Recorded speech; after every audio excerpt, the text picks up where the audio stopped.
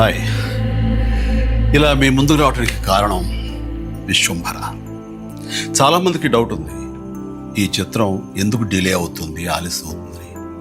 ఈ ఆలస్యం, ఈ జాప్యం చాలా సముచితం నేను భావిస్తున్నాను. ఎందుకంటే ఈ చిత్రం సెకండ్ హాఫ్ మొత్తం విఎఫ్ఎక్స్ అండ్ గ్రాఫిక్స్ మీద ఆధారపడి ఉంది.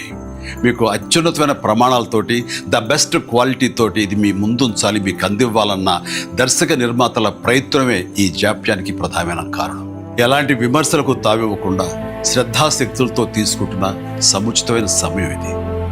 ఇక ఈ చిత్రం గురించి చెప్పాలంటే ఇది ఒక చందమామ కథలా సాగిపోయేటటువంటి అద్భుతమైనటువంటి కథ. ముఖ్యంగా చిన్నపిల్లలకు, మరీ ముఖ్యంగా పెద్దవాళ్ళలో ఉండే చిన్నపిల్లలు ఉంటారే, వాళ్ళని సైతం ఇది అలరిస్తుంది, వినోదపరుస్తుంది. ఈ సినిమా రిలీజ్ ఎప్పుడెప్పుడా అని ఎదురు చూసే మీతో పాటు నాకు కూడా సమాధానంగా యూవి క్రియేషన్స్ వాళ్ళు ఒక చిన్న గ్లిమ్స్ని మనకు అందివ్వబోతున్నారు.